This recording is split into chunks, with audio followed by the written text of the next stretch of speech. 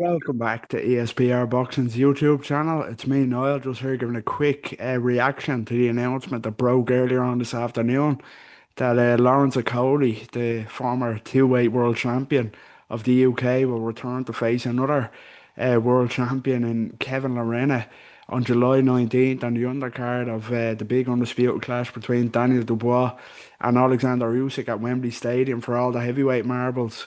But yeah, this is a crucial one in the heavyweight division. Both men looking to kind of put themselves on the verge of a big fight. A heavyweight, and a loss for either man would kind of be a bit of a disaster, to be honest with you, especially Lawrence Okolie. But yeah, before we get into the reaction, please make sure you, if you're not doing so already, subscribe to our YouTube channel at ESBR Boxing. Drop a like on this video and follow us on all social media. So yeah, let's jump in. Lawrence Okolie, former cruiserweight world champion, former amateur standout, former Bridgerweight world champion, if you want to count that, as is Lerena. Lerena, the current WBC Bridgerweight champion. Actually, they've both held that title, but yeah, he's back in the ring. Of course, was meant to fight Richard Riakporhe a couple of months ago in an all British clash.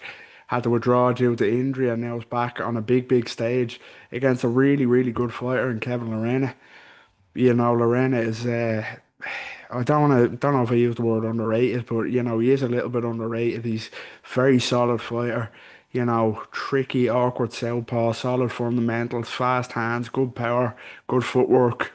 And he's only kind of lost to mostly top operators, Daniel Dubois and Justice Uni. And we all know how the Dubois fight went. He was a Rizzler paper away from beating Daniel Dubois, which is crazy when you consider what could have been, a real sliding doors moment. What if he had to stop him when he had him when he kept dropping him in the first round at our fight at Tottenham Hotspur Stadium a couple of years ago now? What could have been, what Daniel Dubois has gone on to do since. He's the world champion, beating big names, Anthony Joshua, Jarrell Miller, Filip Pergovic. Now he's fighting Alexander Usyk in the main event in an undisputed title fight at Wembley, and Kevin Lerena is on his undercard. So it's a mad sport, boxing, how things go. It's a matter of seconds or a matter of inches away from kind of changing their whole career. But yeah, he's a good fighter. As I mentioned, he's a former IBO cruiserweight champion, a former still the current WBC Bridgerweight champion, I believe. He's a tough night's work for anybody. He proved it against Dubois, and he's proved it against other fighters. He's really is a good fighter, and a tricky opponent for Lawrence Okolie. Lawrence Okolie, of course, has his detractors. He's he's not the most pleasing on the eye, especially when it gets inside. It's kind of his spoiling game is pound for pound, you could say. But yeah, former cruiserweight world champion, um, big puncher. You can't discredit the wins that he had at cruiserweight domestically. Beating the likes of Isaac Chamberlain, although it was a stinker. He beat Wadi Camacho, he beat Yves and Gabu at European level, and then he went on to the world level and beat some solid fighters there to win the WBO title. He's that power is incredible. The power across the power, the size. He was always kind of a tip to go to heavyweight with the size and the range and that power. When he cracks out on the end of those long levers. He's one of the biggest punchers in boxing. There's no doubt about it. He has drawn comparisons to Deontay Wilder with his kind of frame, his build, those long levers, long arms. But the power is absolutely right up there. It's bone crunching from Lawrence Okolie. Yeah, I rate Lawrence Okolie. I know he's not pleasing on the eye, but I do rate him. I think he's very effective in his style, apart from, the night against Chris Billum Smith. And that is what worries me here, is that Lawrence Okolie has not had a proper fight in, it'll be over 2 years when he steps into the ring to face Kevin Lerena. And that last fight, that last proper fight that he had, he was horrendous. He looked horrendous against Chris Billum Smith in losing his world title. He fought twice last year against dreadful opponents, and neither of them got out of the first round. So yeah, he hasn't had a fight that's went past the first round since 2023, May of 2023, where it just all unraveled for him and all collapsed. So that worries me. And another thing to pile on top of that that worries me for Lawrence Okolie here is the weight. You know, we seen him back in December, of course. So he's up at heavyweight now. He fought Hussein Mohammed at heavyweight in December, and he was huge. It shocked a lot of people the size that he came in at in that one.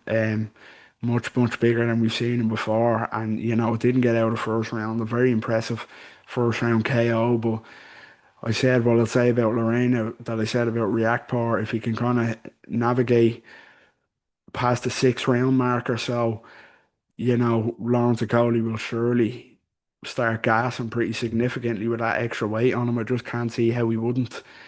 I know it's easier said than done, you know, trying to get inside those long arms of Lawrence Okolie and avoid that bone crunching power. But it can be done. You know, we've seen fighters do it before, and as I said, I I, I said it'd be a good night's work for Richard Riakporhe if he could have done that. But I think Kevin Lerena has a better chance of doing it than Richard Riakporhe. To be honest, I think he's quicker. He's a more clever boxer than Riakporhe. He has better feet than Riakporhe to get in and out of that range. And I think if he can just survive, not survive, but you know, get in and out, don't get greedy with it early. You know, get in and out of that long range early, avoiding the power. I think Kevin Lerena will beat Lawrence Okolie, to be quite honest with you. I just think Okolie's inactivity in real proper fights, and the extra weight, I think spells disaster for him at heavyweight. I really do.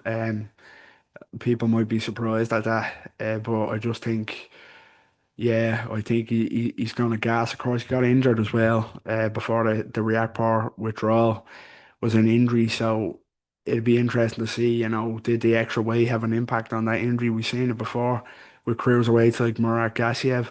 His body just collapsed under the pressure of moving up in weight. So, yeah, Lawrence Okolie, until he proves me otherwise, a heavyweight, I think Kevin Lerena is clever enough, he's quick enough, he's awkward enough to get the job done here on points. I really do think so.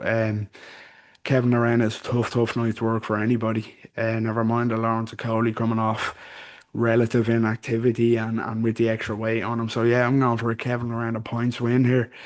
That might surprise a few, especially a few of the British audience. But yeah, I just think he'd be too quick, too sharp.